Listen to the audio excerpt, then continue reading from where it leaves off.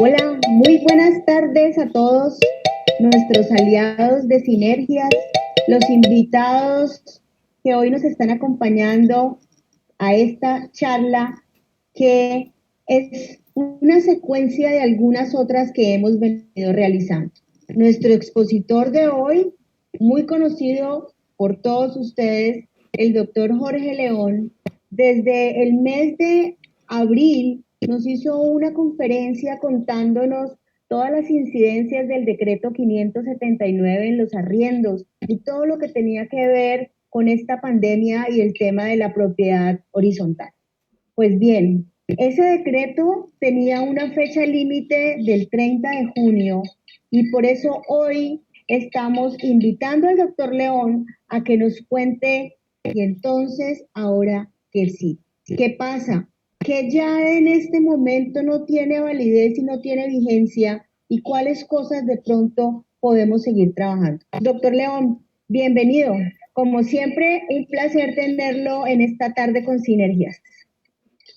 Apreciada Claudia, muy buenas tardes a todas las personas que esta tarde nos acompañan en este en vivo. Qué rico compartir con los amigos de Sinergia, con todos los intermediarios, los administradores de propiedad horizontal, los inmobiliarios, en fin, todas las personas que en este momento ven esa transmisión. Ya vemos que tenemos un buen número de personas.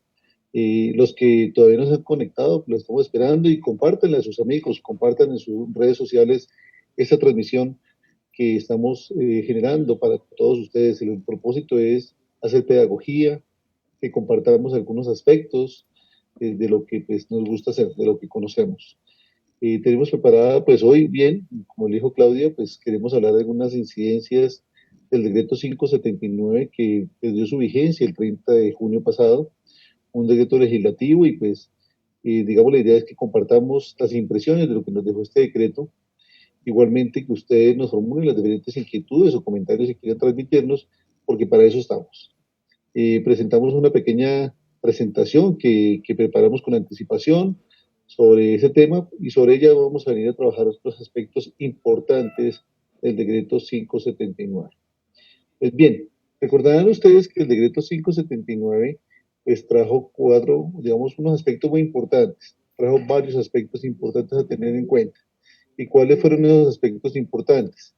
El primero, se suspendían los desalojos, ¿no? No se podían hacer, digamos, ninguna diligencia de desalojo en Colombia. Entonces, en ese orden de ideas, pues, quedaron suspendidos las personas que incumplieran con los contratos de arrendamiento. Sencillamente, pues, sencillamente no se les podía sacar de sus casas, no les podía sacar de sus casas. Las diligencias judiciales, pues, en últimas que estaban programadas, muchas de ellas no se pudieron realizar, no se pudieron practicar. Eh, y pues bueno, en ese momento se pueden realizar.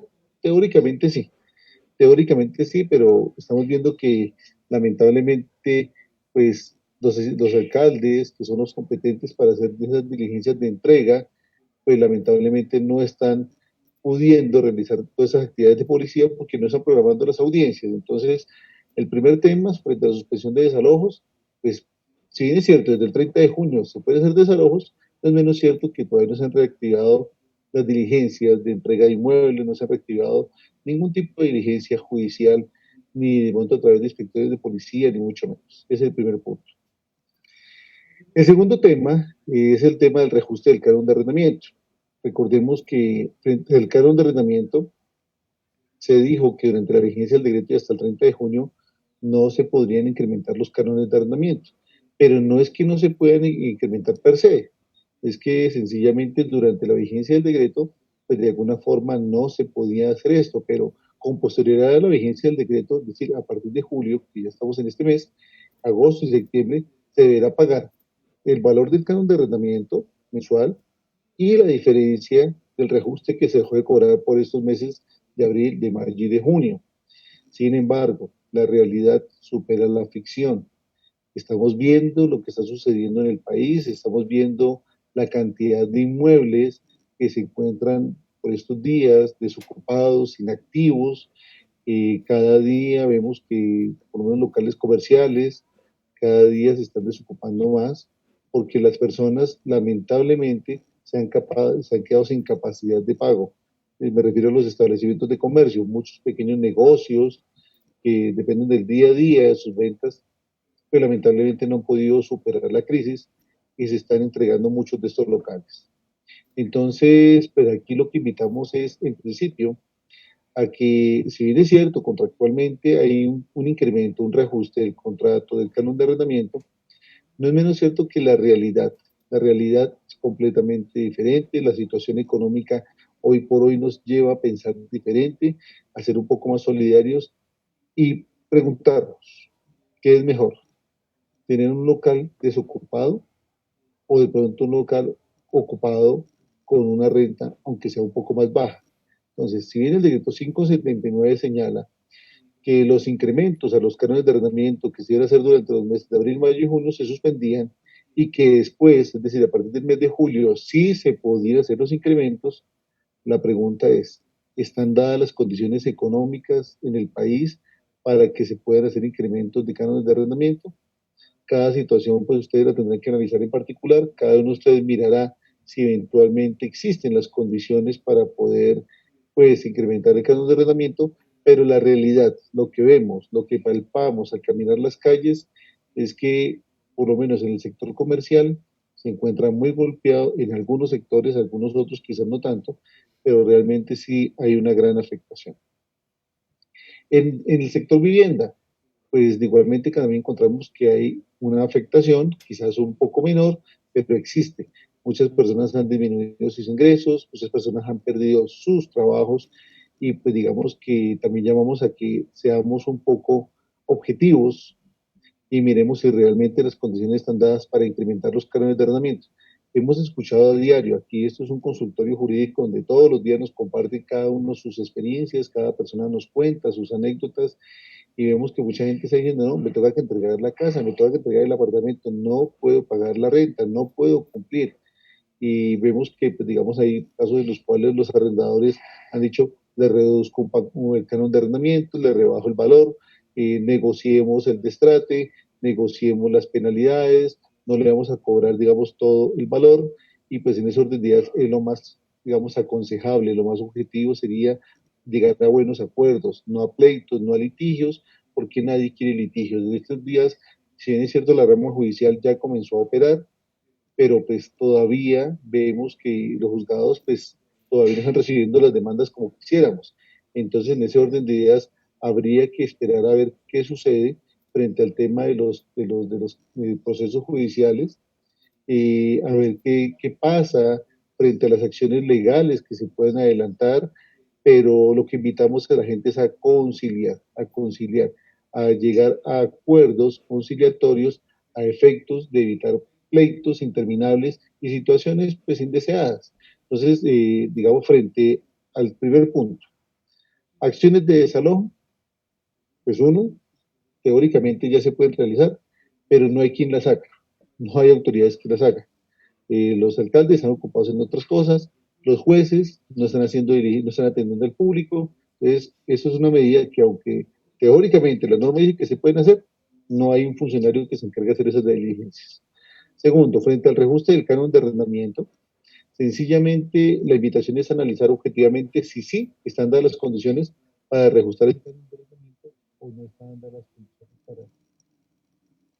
para el canon de arrendamiento, para reajustar los cánones de arrendamiento. El tercer punto, frente a las prórrogas de los contratos. Recuerden ustedes que el decreto nos señaló que los contratos que se terminaban durante los meses de abril, de mayo y de junio se entenderían prorrogados de pleno derecho hasta el mes de junio. Y pues, digamos que los contratos que teóricamente no se pudieran entregar, los inmuebles, pues igualmente también quedan prorrogados de pleno derecho. Y eso causó a veces un poco pues de situaciones adversas porque veíamos que si una persona quería entregar su inmueble, tenía todo dispuesto para entregarlo y lamentablemente no lo pudo entregar por las circunstancias del inicio de la cuarentena, el mes de marzo, y ya tenía el inmueble desocupado porque lo iban a obligar a quedarse hasta junio. Entonces, afortunadamente, la alcaldía de Bogotá fue la pionera en esto, las otras ciudades del país, y finalmente con un decreto del mes de mayo, el 636, se permitieron ya, digamos, los trasteos, con lo cual teóricamente se pudieron comenzar a entregar algunos apartamentos. o casas o inmuebles en general, digámoslo así. Entonces, esto de la prórroga de los contratos que en principio se vio forzado porque no se permitían los trasteos, después de alguna forma también se liberó porque ya las personas pudieron hacer sus trasteos, sus mudanzas. Frente al pago del canon de arrendamiento, pues se dijo en este decreto 579 que las personas se les invitaba a que llegaran a acuerdos frente al pago del canon de arrendamiento, es decir, si la persona no podía pagar, se le invitaba a que se pusiera de acuerdo con su arrendador para mirar bajo qué condición le pagaba, dentro del mes, haciendo abonos, de qué forma lo hacían, y esto pues, le permitía que no le cobraran ni penalidades ni intereses por mora. En caso de no llegar a un acuerdo, pues sencillamente sí se le cobrarían unas penalidades o unos intereses por mora, digamos que fueron fijados en la mitad del interés bancario corriente. Muchas personas han respondido de alguna forma adecuada, muchas personas bajo el principio de la solidaridad y de la buena fe, tanto el propietario como el inquilino se pusieron de acuerdo y han venido pagando, pero también hemos visto que hay gente que quizás ha aprovechado el río revuelto, ganancia de pescadores y dejaron de pagar caprichosamente los arriendos. Entonces, quien no haya pagado los cánones de arrendamiento de los meses de abril, de mayo y de junio y siga y persista en el incumplimiento, a más de las sanciones que prevé el contrato, porque durante los meses de abril, mayo y junio no había, digamos, sanciones de cláusula penal, solamente intereses. Pero ya en este mes de julio, teóricamente, sí se le podría cobrar al inquilino alguna penalidad y eventualmente sería una justa causa para terminar el contrato. Tocaría iniciar un proceso de restitución de inmueble. Ahí es cuando, pues, digamos, hemos invitado siempre a buscar conciliaciones. Aquí me escriben a mí a diario personas de todo el país, tanto arrendadores como arrendatarios, pidiendo asesoría, pidiendo sugerencias, que qué hacemos, que a dónde demandamos, y pues lo hay que decirle a la gente es que por estos días ningún abogado sensato le puede recomendar una demanda a un cliente, porque es que ¿a dónde la presentamos? Una plataforma digital, y las plataformas a veces no funcionan, están atestadas, y bueno, se presenta la demanda, ¿cuándo la admiten? Y cuando la admitan, ¿cuándo notifico? ¿Y cuándo es la primera audiencia? ¿Y cuándo sale la sentencia? Eso es un tema tortuoso que perfectamente en esas rendijas de los vicios de nuestro proceso judicial, pues se meten muchas personas. La gente sabe que la moratoria judicial es mayúscula y ahí es cuando yo les digo a ustedes, señores arrendadores, si son los que de pronto están sufriendo porque el inquilino no les ha cumplido, es qué precaución usted tuvo, qué diligencia usted tuvo para arrendar, qué medidas de seguridad usted adoptó, usted pidió coarrendatarios, pidió garantías, tuvo la precaución de tomar una póliza de seguros. Y lo que uno ve es que muchos contratos lamentablemente están en la informalidad. Muchas personas simplemente pues arriendan porque le pagan el primer o el segundo mes y la gente no tiene solvencia económica, y hoy por hoy, pues como no puede pagar, simplemente se escuden en la situación y dejan de pagar o dejan de cumplir con sus obligaciones. Entonces, teóricamente, quien no haya pagado el canon de arrendamiento de estos últimos meses y persiste en el incumplimiento, se puede hacer cargo de las sanciones que están en el contrato, porque ya, digamos que esa prohibición que estaba el decreto 579 de que no se cobraban penalidades, de que no se cobraban intereses, ya no existe. A partir de julio se pueden cobrar las penalidades del contrato y los intereses que eventualmente se hayan pactado, pero volvemos entonces al mismo punto de partida. ¿Y a dónde demando? ¿A dónde voy a cobrar? Ese es un grave problema. Entonces aquí la invitación es que acudan a los centros de conciliación. Creemos que la conciliación es la mejor medida, es la solución más adecuada en estos momentos. La conciliación tiene unos efectos interpartes, hace tránsito de cosa juzgada, presta mérito ejecutivo, cumple los mismos efectos, verbigracia una sentencia judicial. Entonces la invitación es a conciliar. Y pues miremos objetivamente cómo podemos solucionar. Miren, eso día alguien me escribía por acá en una asesoría que tuve, una persona me dice, miren, me están debiendo inclusive desde el mes de febrero, me están debiendo toda esa cantidad de meses. Yo le he dicho a la gente, prefiero que no me paguen nada y que me desocupen. Así están las cosas, la gente está rebajando cánones de arrendamiento y esto nos hace acordar lo que pasó por ahí en los años 90. Ustedes recordarán que muchas personas en los años 96, 98, con la crisis del UPAC y la situación económica que también tuvo el país, pasó una situación muy parecida a que estamos viviendo por estos días. La gente estaba entregando sus casas, ocupando sus inmuebles, y la gente lo que hacía es, le reduzco el canon, le reduzco el valor del arriendo, lo importante es que se quede. Cambiamos el slide, por favor. Entonces, lo que vemos frente al tema de los inmuebles que en estos días están ocupados es que muchos inquilinos de pronto han tomado la decisión de desocupar los inmuebles porque eventualmente no tienen recursos económicos, pero hemos visto también posiciones caprichosas de los arrendadores que no les permiten desocupar o si les van a desocupar están exigiendo penalidades. Por ahí salió otro decreto, del cual hablaremos a continuación. Pues bueno, frente a qué otros efectos tuvo este decreto 579. Recuerden ustedes que el decreto 579 nos habló también del fondo de imprevistos en la propiedad horizontal, que dijo que las propiedades horizontales que tuvieran una disminución de sus ingresos a caja, producto de lo que está pasando, pues sencillamente se podía utilizar esos ahorros que se tienen en el fondo de imprevistos para pagar los servicios, digamos, de los trabajadores, contrato laboral, el servicio de vigilancia, aseo, mantenimiento, en fin. Y condicionó el uso de este fondo imprevisto a dos cosas. Primer punto, a que fuera autorizado por el Consejo de Administración. Segundo punto, que si no había consejo, limitaba el uso del fondo imprevisto hasta el 50%. No sé cuántas copropiedades hayan utilizado los fondos de imprevistos, pero la invitación en otro momento, tal vez ustedes pudieron ver en las redes sociales, que hicimos un video, la invitación fue otra. ¿Por qué no gestionamos la cartera morosa a ver si de pronto recuperamos algo de cartera morosa? No nos comemos los ahorros de los fondos de imprevistos, sino que también utilizamos la cartera morosa, la recuperamos y le ingresan nuevos dineros a la copropiedad. Y creíamos que pues, de pronto era una invitación que de alguna forma buscaba o lo que sí era poner a pensar a los deudores morosos que tuvieran capacidad de pago, porque es que no digamos mentiras, aquí hay deudores morosos que no es que no tengan capacidad de pago, sino que caprichosamente no han querido pagar por diferentes circunstancias. Pero bueno, a males mayores, soluciones mayores. Pues digamos que era un tema de negociar, de buscar acuerdos, de reducir algo de cartera, de monto reduciendo o condenando parcialmente algunos intereses, si era el caso. Ya en cada caso puntual ustedes mirarán qué pudieron hacer. Tuve algunas experiencias, algunos comentarios de personas que me decían, mire, me puse a hacer eso, recuperamos alguna plata, la gente pudo cumplir, pudimos pagar, no nos gastamos el fondo imprevisto, sino que más bien lo que hicimos fue recuperar cartera morosa. Pero bueno, el decreto 579 lo estableció así y hasta el 30 de junio pasado, por voluntad de pronto del Consejo y del administrador, se podría utilizar el fondo de imprevistos, pero no para cualquier cosa, sino solamente para los gastos de mantenimiento, aseo, vigilancia y contratos laborales, que era lo que permitía el uso del decreto 579 frente al fondo de imprevistos, obviando convocar a la asamblea de copropietarios a una reunión, ya fuera ordinaria o extraordinaria, que simplemente se suplía ese requisito con el Consejo de Administración.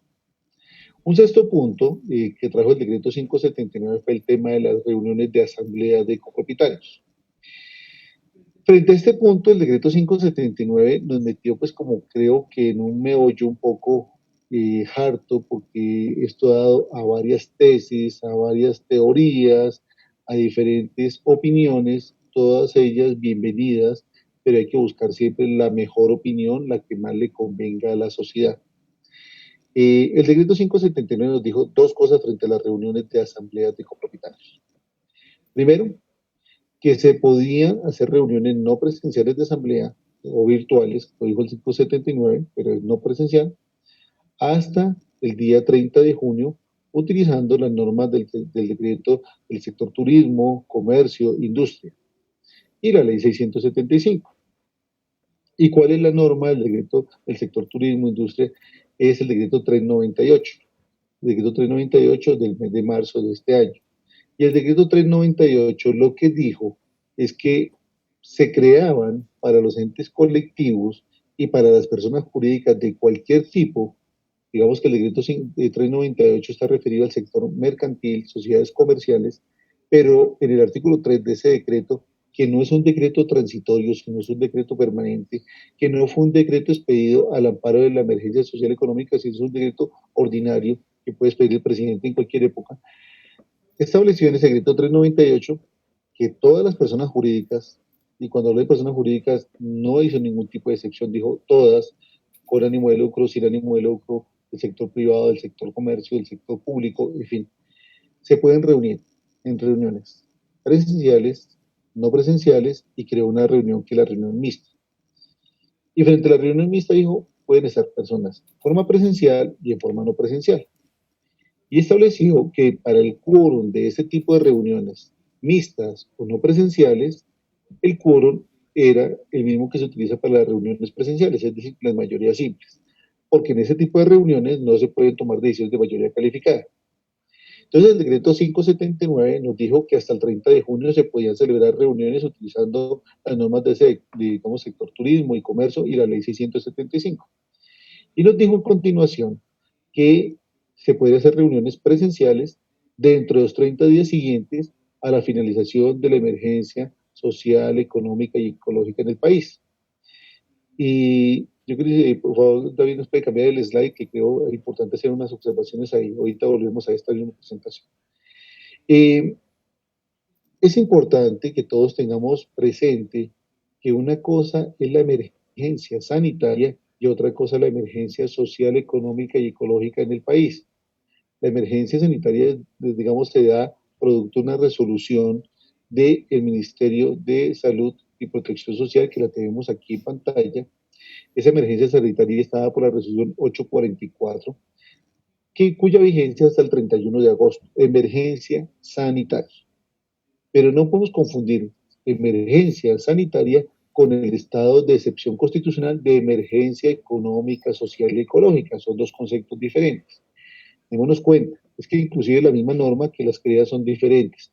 Una es una resolución del Ministerio de Salud y la otra es un decreto presidencial, un decreto del Ejecutivo, del Legislativo, digamos un decreto del Ejecutivo que comienza a gozar de poderes legislativos transitoriamente. Entonces, la emergencia sanitaria es hasta el 31 de agosto, pero esa no es la que nos interesa. La emergencia económica, social y ecológica es la que hace referencia al decreto 579. Y la última emergencia fue decretada el 6 de mayo y estuvo vigente hasta el 6 de junio. Quiere decir que a las voces del decreto 579, sencillamente sería desde el 6 de junio hasta el 6 de julio, es decir, hasta el día de ayer, que se podrían convocar en forma presencial reuniones de asamblea según el decreto 579. Sin embargo, recordemos que en Colombia tenemos otras normas también del Ministerio de la Protección Social en la cual nos ha dicho que no se puede permitir digamos, el aforo de personas en un número, pues, digamos, mayor a 50 individuos en un mismo sitio, y tenemos una resolución por allí también que es la 1003. Pasemos a la ley, por favor, eso. Este decreto 749 fue el último decreto que estableció la cuarentena o aislamiento social obligatorio en el país, y en su artículo quinto nos señala que es una actividad prohibida los eventos que tengan, digamos, sean privados o públicos, cuyo aforo o reunión de personas implique una aglomeración de individuos, de personas en un mismo sitio. Y ese decreto 579 fue prorrogado en su vigencia hasta el próximo 15 de julio, que es cuando termina teóricamente esta cuarentena, pero recordemos que ya llevamos de 15 en 15 y ya vamos a mitad de julio. Entonces, teóricamente, el decreto 579, de una forma impropia, por qué no decirlo así, se metió en un tema de asambleas de propietarios en la propiedad horizontal que realmente el Ejecutivo, nuestro Ejecutivo Nacional, en cabeza del presidente y sus ministros, quizás no entienden muy bien la mecánica de la propiedad horizontal. Las sociedades mercantiles sí tienen la obligación de reunirse dentro del primer trimestre de cada año. Y estaba perfecto que de pronto se legislara en ese aspecto para las sociedades mercantiles, pues tienen que presentar sus declaraciones de renta, tienen que presentar sus informaciones contables, tienen que rendir informes a las superintendencias, en fin. Pero la propiedad horizontal no. Por eso es que el artículo 37 de la ley 675 y el artículo 39 de la ley 675 señalan que la asamblea se reúne por lo menos una vez al año en la época señalada en el reglamento de propiedad horizontal. Es decir, no tiene una fecha específica dada por la ley. Pero si el reglamento de propiedad horizontal no dice una fecha específica, nos dice la ley 675 que dentro de los 3 meses siguientes al vencimiento del periodo presupuestal. Entonces habrá que mirar el presupuesto de cada copropiedad para determinar en qué fecha se le vence su presupuesto. Hay presupuestos que van de enero a diciembre, está perfecto, pero algunos otros van desde febrero, desde marzo, desde abril. Entonces, por lo tanto, la propiedad horizontal no tenía ese apremio de reunirse, digamos que de una forma obligatoria entre el primer trimestre del año. Entonces, el decreto 579 dijo frente a las asambleas, en forma virtual hasta el 30 de junio. y pareciera que como que no se pudiera hacer reuniones después del 30 de junio. Y de forma presencial, después de la finalización de la vigencia de la emergencia social económica, que ya lo sabemos, hasta el 30 de junio pasado, o sea, desde el 30, perdón, del 6 de junio, desde el 6 de junio hasta el 6 de julio, teóricamente se puede reunir. Sin embargo, nuestro Ejecutivo Nacional no previó que con los mismos decretos que él estaba despidiendo, pues prohíbe hacer reuniones presenciales. Entonces, el decreto 749 prohíbe que haya reuniones, que haya aglomeración de personas.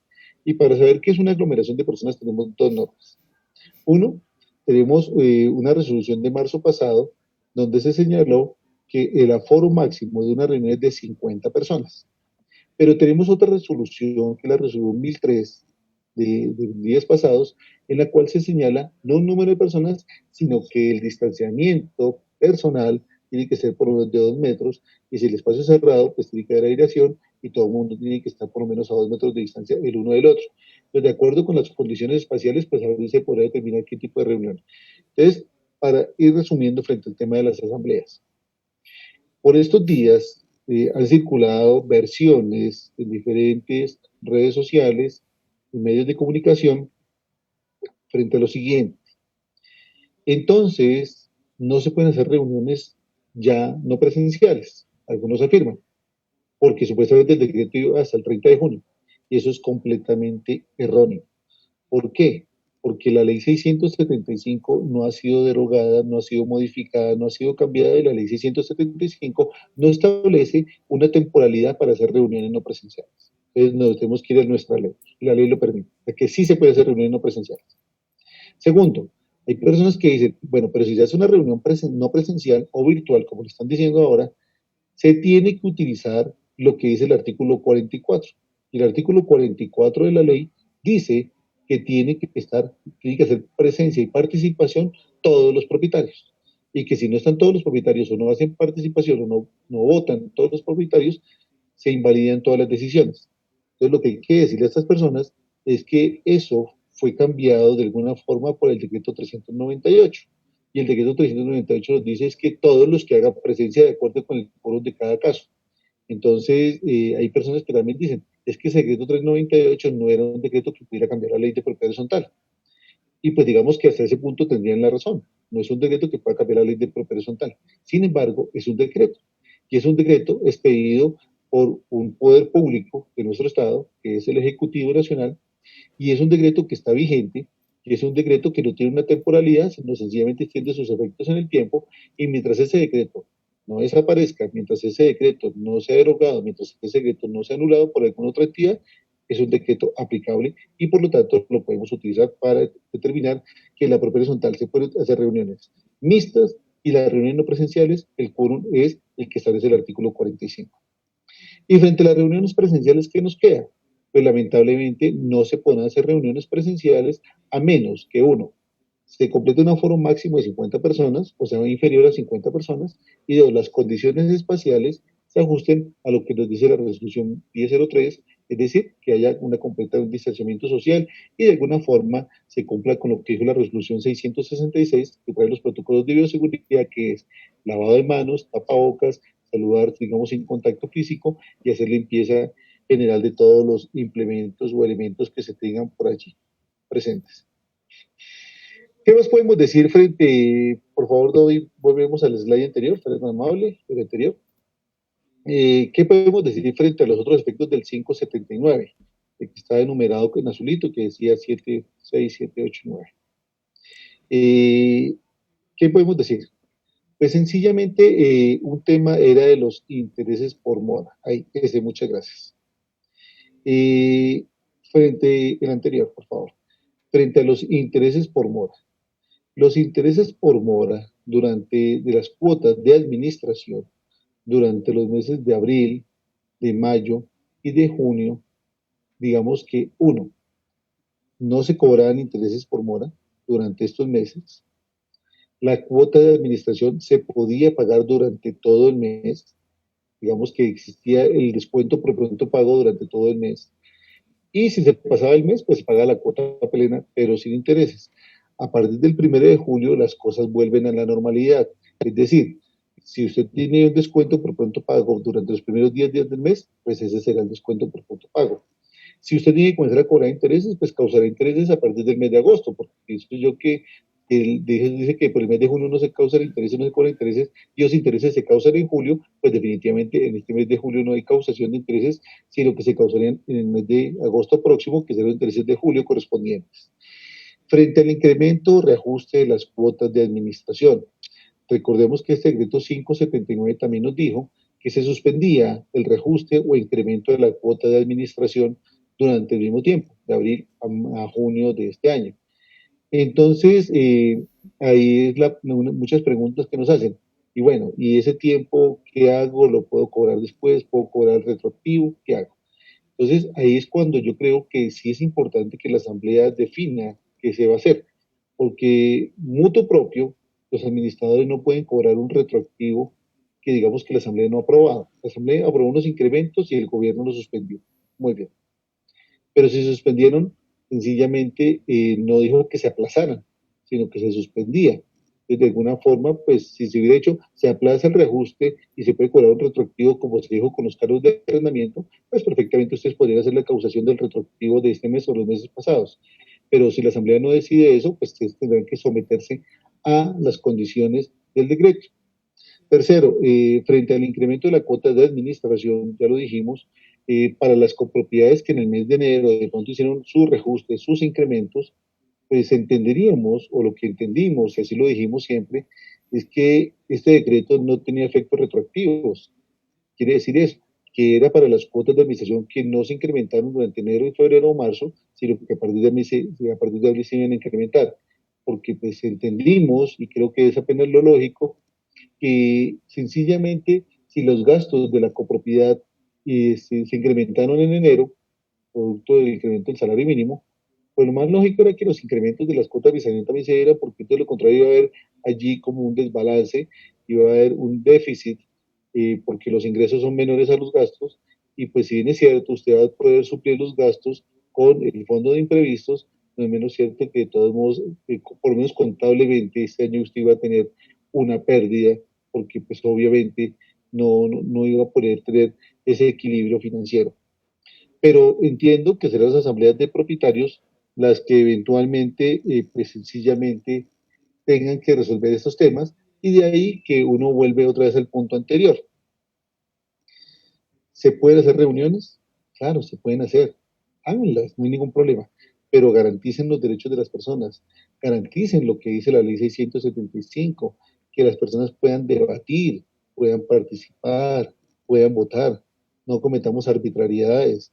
He tenido que presenciar algunas asambleas donde sencillamente casi que la gente llega como un convidado de piedra, que sencillamente se le abre el micrófono a discreción y a capricho de quien modera la reunión de la asamblea, y se hacen unas votaciones que no son nada fiables, no se sabe cuánta gente está votando, ni cómo vota, ni en qué sentido. Sencillamente la gente le dice, votó el 50 y pico por ciento, pero ¿quiénes son? No, después les damos el dato, con una completa arbitrariedad. Y yo considero que eso es lo que trae más conflictos y más problemas, porque lamentablemente la gente tiene que entender que una reunión de asamblea, de todos modos, así sea por medios virtuales, es un debate de opinión, de ideas, y la gente tiene el derecho, pues obviamente, a presentar propuestas, a debatir y a decidir. Sin embargo, también es importante decirlo, no podemos reproducir los vicios que siempre hemos tenido en las reuniones ordinarias, donde la gente habla y habla y habla por espacios largos de tiempo, y la gente, digamos que finalmente se cansa, comienza a salirse, no vota, no decide, y creo que las reuniones no presenciales tienen que tener una dinámica diferente. ¿Y cuál es la dinámica de las reuniones? Pues sencillamente ser un poco más ágil, utilizar el medio digital para otras cosas. Entonces vamos puntualizando, para que de pronto veo que aquí en el chat todos están muy activos. Un saludo a todos los que nos escriben por allá desde la ciudad de Cartagena, el doctor Didier Sánchez, qué bueno tenerlo en esta transmisión. Vamos puntualizando con varios aspectos. Primero, lo que estableció el decreto 579 entre abril pasado y el 30 de junio, hoy ya no existe. Estamos en julio y eso ya desapareció. Frente al tema de los contratos de arrendamiento, si bien es cierto, se puede incrementar el canon de arrendamiento, se pueden hacer desalojos, volvemos al tema de las penalidades y todo lo demás, Pero no nos podemos olvidar que hay otro decreto que es el decreto 789, que estableció para los contratos mercantiles, pero no todo tipo de negocios, digamos, mercantiles, sino algunos de ellos, pues como eran bares, discotecas, se podía de pronto terminar el contrato de arrendamiento y pagar un tercio de la penalidad.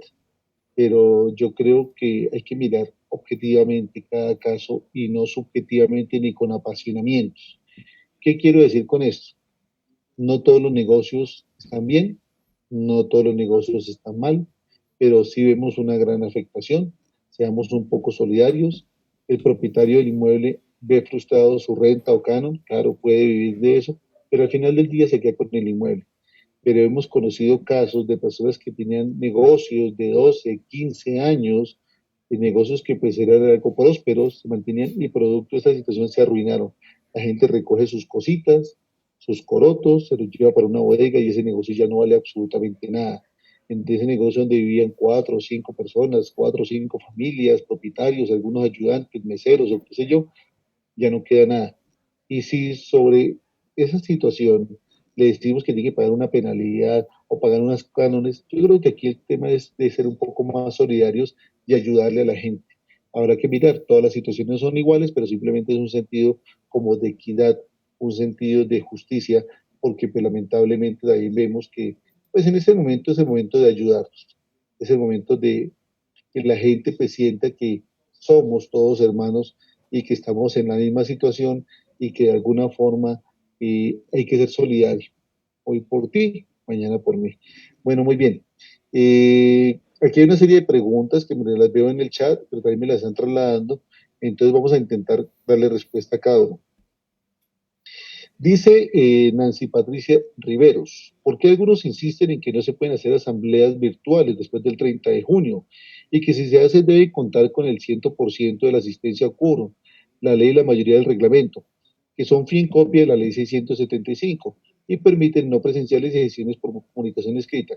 Pues señora Nancy Patricia, estamos en el país del Sagrado Corazón de Jesús y en Colombia, pues la verdad, tenemos una cantidad de personas exegéticas que no leguleyos, que son apegados al punto y a la coma y de pronto no ven un poco más en su universo jurídico. Me explico. Si el decreto 398 dice que se pueden hacer reuniones no presenciales o mixtas y el quórum de las mismas es una mayoría simple y es un decreto presidencial que está vigente, ¿por qué no utilizarlo?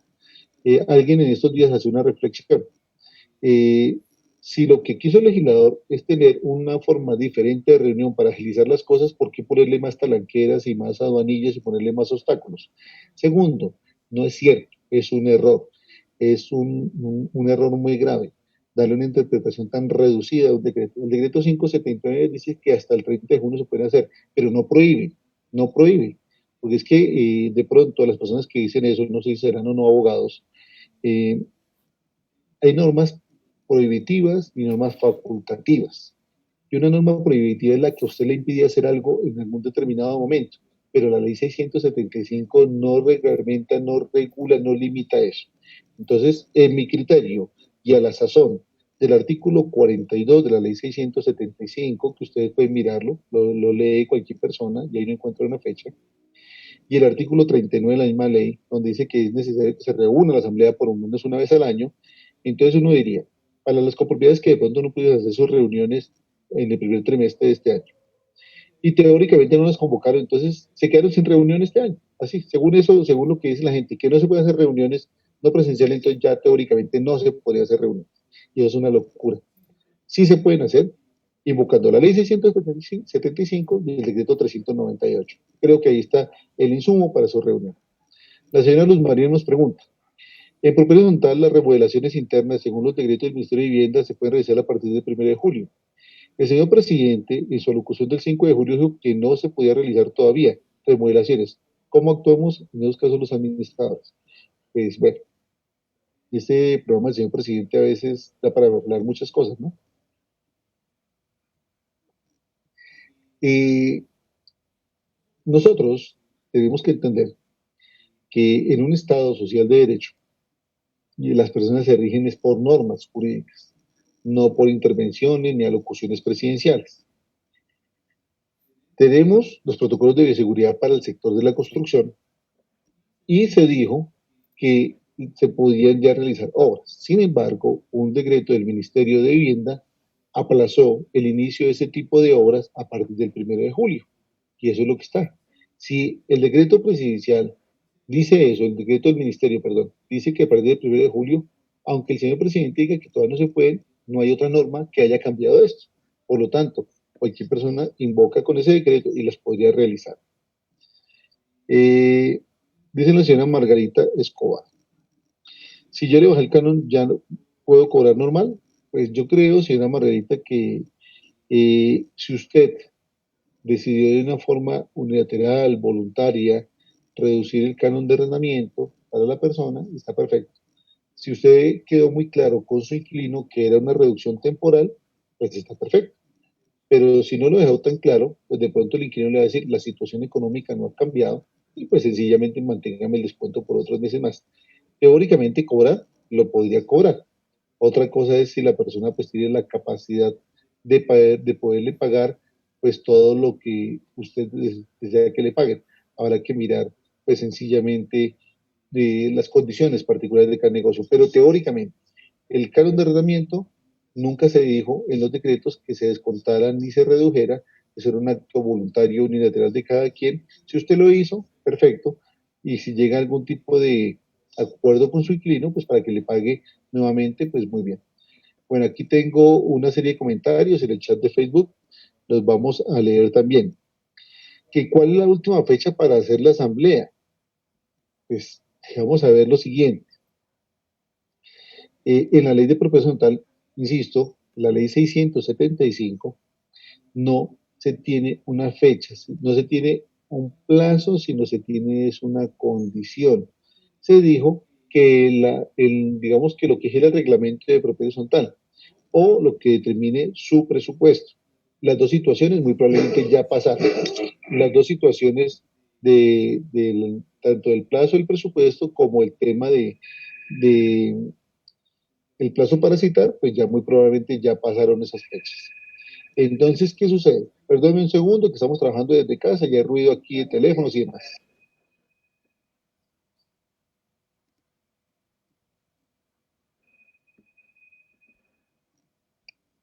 Muy bien. Entonces, si ustedes no convocaran eventualmente la reunión de la asamblea, porque el administrador no tuvo cómo convocarla, no quiso convocarla, no pudo convocarla, lo que sea, no sé, pues lo que le quedaría a la asamblea de propietarios es reunirse por derecho propio. Pero las reuniones por derecho propio son reuniones presenciales, porque dice que se reúnen en el edificio, entonces es presencial, no es no presencial. Y si en este momento no se pueden hacer reuniones presenciales, pues tampoco se puede hacer reuniones por derecho propio, porque nadie las convoca, nadie da un link para Zoom, ni mucho menos.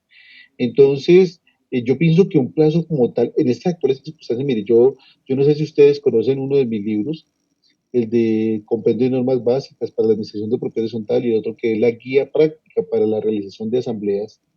En ese libro de realización de asambleas, creo que en Sinergias tenemos unos ejemplares, Claudia, la vez pasada hicimos una rifa, tal vez de algunos ejemplares de esos libros, no sé si todavía tendrán ustedes.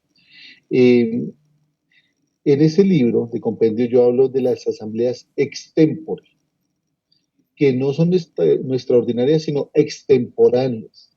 Y una reunión extempore es igualmente válida en cualquier época del año, producto de las circunstancias. Ese libro es de una edición del año 2018 y ahí quedó muy claro el tema. Entonces, teóricamente no hay un plazo para que se cite, pero sí háganlo, por favor. Ya estamos en el segundo semestre del año, hay que citarlo y las reuniones no presenciales se pueden hacer. Aquí nos pregunta otra persona, la señora Marta Andrade Barrero. ¿Se puede en la convocatoria de asamblea nombrar el decreto 398 para aclarar por qué se cita asamblea no presencial? No, no necesariamente hay que citar el decreto 398. Cite la ley 675, el artículo 42, que es que la ley 675 es nuestra ley, la ley que regula la propiedad horizontal. Simplemente para el quórum, usted cita el decreto 398, pero para convocar cita la misma ley 675.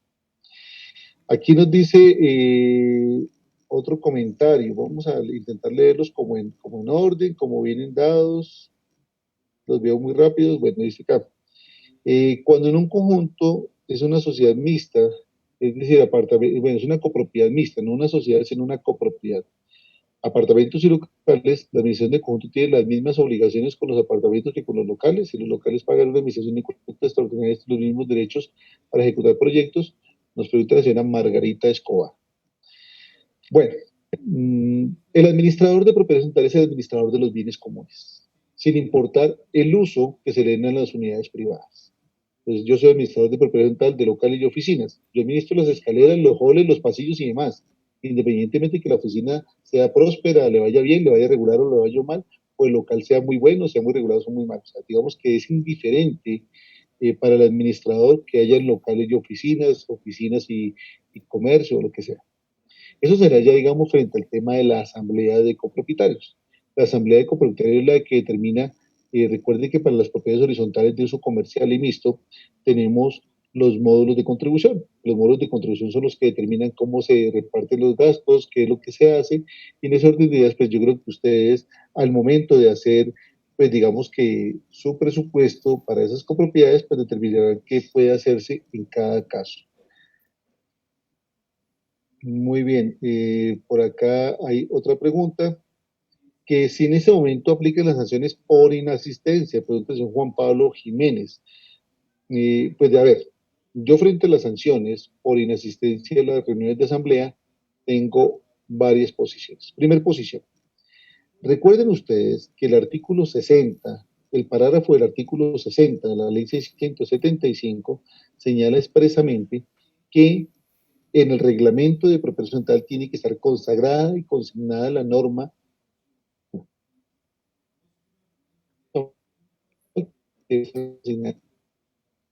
en una tica de asamblea de hace 2 años, un manualito de convivencia para guardar. Eso no es legal. Si hipotéticamente estuviera en ese reglamento de propiedad horizontal como una falta que hay que sancionar a las personas, no olviden ustedes que el artículo 59 dice que hay que acotar el derecho al debido proceso, el derecho de defensa, contradicción e impugnación, valorar la intencionalidad del acto, la reincidencia, el daño causado, en fin. Y finalmente, quien impone las sanciones es la misma asamblea o el consejo de administración, garantizando el derecho de defensa, contradicción, impugnación.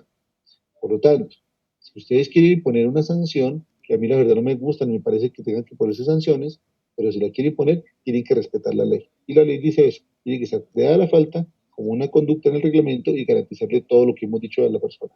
Y solamente así, una vez ejecutoriado, que ya se han agotado los recursos, ahí sí el administrador puede cobrar esa sanción, como lo dice el artículo 51, numeral 12, y como dice también el artículo 59 de la ley 675.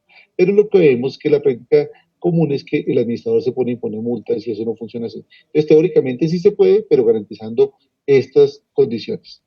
La señora Delcy Méndez nos pregunta, ¿cuánto tiempo de anticipación debe hacer llegar los balances y los estados financieros para una reunión no presencial? Ella dice que virtual, la ley nos dice reunión no presencial.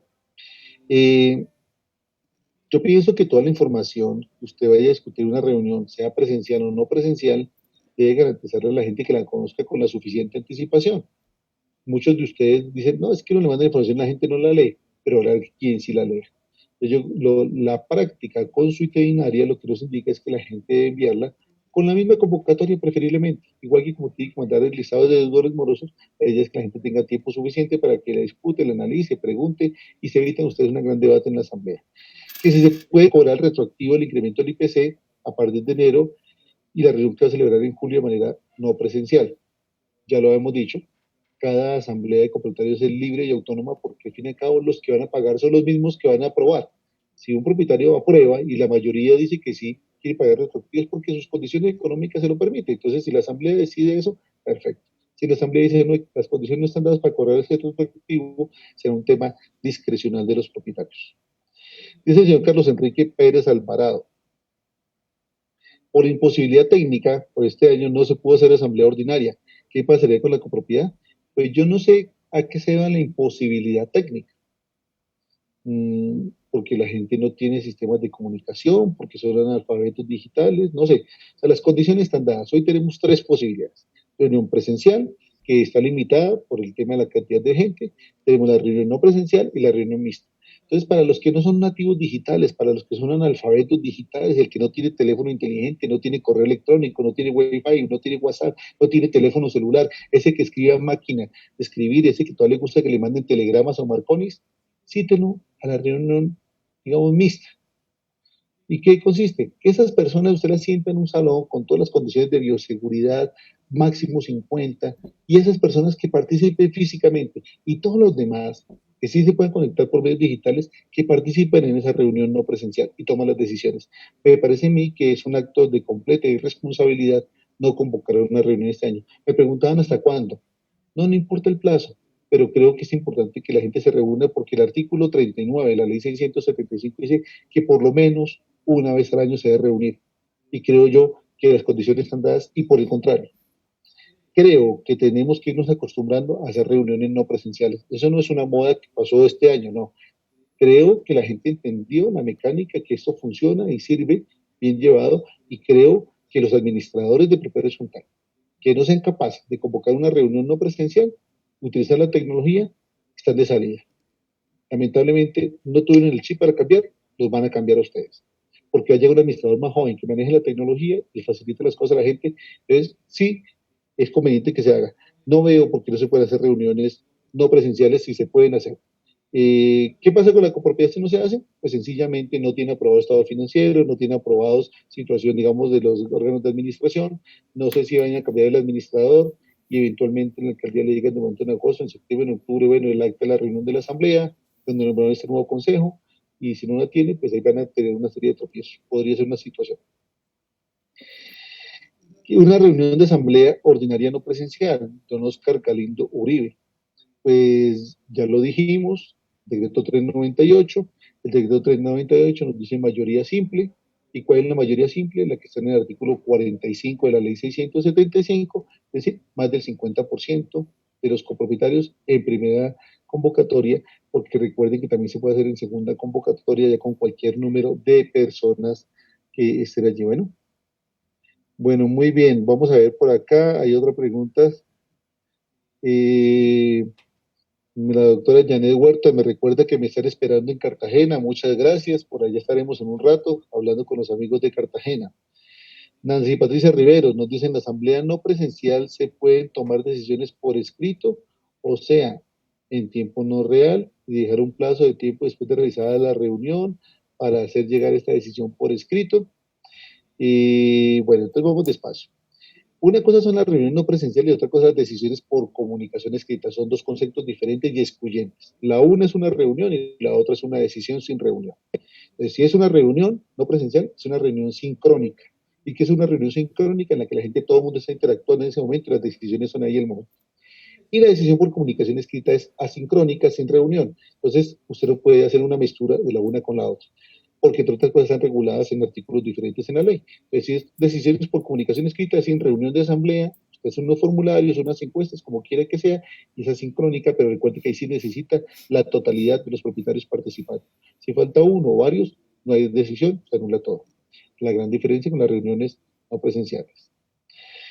La señora Gina Consuelo Gutiérrez nos dice cuánto sería el canon de arrendamiento para un espacio tienda en la propiedad horizontal. Es que vergüenza contestarle de esta forma. Eso depende de las circunstancias de cada copropiedad, tipo de negocio, condiciones, mercado, en fin.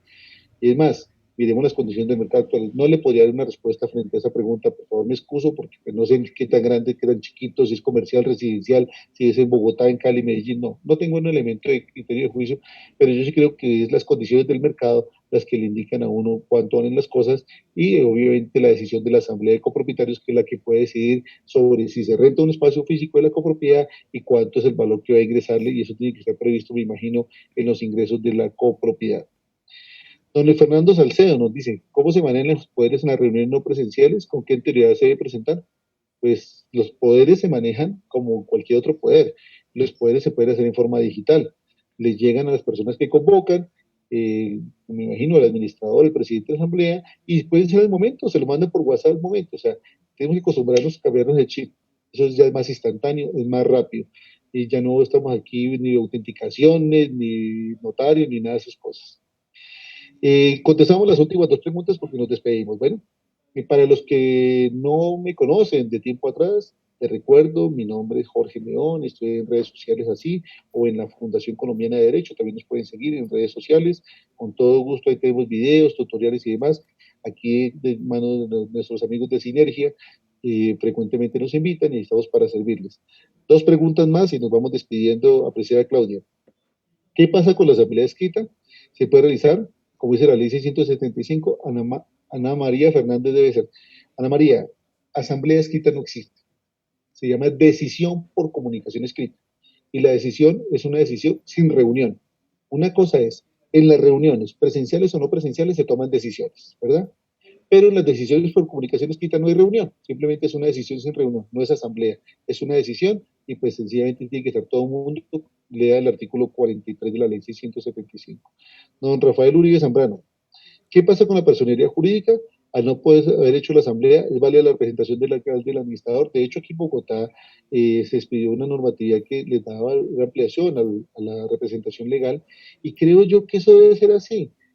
Porque es que a la luz de la ley 95 del año 1890 se entiende que la representación legal que tiene el administrador solamente fenece cuando se nombra otro administrador. Yo no entiendo por qué cada año tuvo que ir a renovar eso. En las cámaras de comercio ustedes ven que uno no renueva la representación legal de una sociedad cada año, no renueva la matrícula mercantil, pero no el nombramiento del gerente. Y en la propia central debería ser así, pero ya sí es una costumbre que tenga que usted cada año llevar los nombramientos. Pero bueno, yo en un video en mi canal de YouTube hablé de eso el año pasado y yo les decía, una cosa es el nombramiento del administrador y otra el contrato. El nombramiento siempre déjenlo a término indefinido y sencillamente siempre estará vigente. Otra cosa es que cuando termine el contrato, pues lo cambian.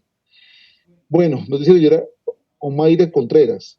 Si una copropiedad alcanzó a realizar la asamblea de niñas, se aprobó el incremento de la cuota de administración y se aprobó una cuota extraordinaria, ¿y qué mes podemos empezar a cobrar la cuota extraordinaria?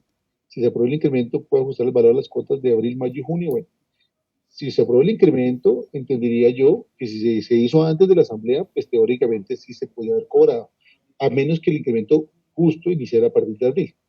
En ese caso quedó suspendido. Segundo, si usted cobra una cuota extraordinaria, pues la asamblea definió para cuándo se cobra. Pero recuerden que las cosas se deshacen como se hacen. Si la misma asamblea dice, aquí no hay plata, los propietarios tienen dinero, no tienen fondos suficientes para estar pagando cuotas extraordinarias, aplacemos ese gasto por unos meses y hagamos la obra el año entrante, pues sería dejar así. Yo creo que ustedes tienen que tener un poquito de sentido, de solidaridad también, entender la situación que está pasando muchos copropietarios, entender que las cosas no están fáciles y los invito a sondear a sus vecinos, a sus copropietarios, en una reunión informativa, en una reunión informal o en una reunión de asamblea y preguntarles que ellos son al fin y al cabo los que deciden, es su edificio. Usted administra lo que ellos le dan. Porque en este momento, insisto, la situación, decían las abuelitas, el palo no está para cucharas, hay que tener un poquito de sentido, de tacto, de solidaridad social y creo que ustedes como administradores se deben a los copropietarios y a la gente. Pues apreciada Claudia, hemos cumplido con el compromiso, hemos cumplido con la labor que nos hemos propuesto y pues con esto creo que hemos terminado nuestra intervención por el día de hoy. A todos los que nos acompañaron, muchas gracias, una feliz tarde, mi Dios me los bendiga, les deseamos mucha salud en su casa y abundancia en su mesa. Un abrazo a todos y síguenos en redes sociales. Apreciada Claudia. Muchísimas gracias. Como siempre, es súper interesante todos estos comentarios y estos compartir suyos y todo ese conocimiento que en este momento es tan relevante para todos nosotros los que estamos de alguna manera vinculados con temas de propiedad horizontal. A todos los que nos acompañaron esta tarde, muchísimas gracias. Gracias por aceptar estas invitaciones de Sinergia y con seguridad nos veremos pronto. Muchas gracias.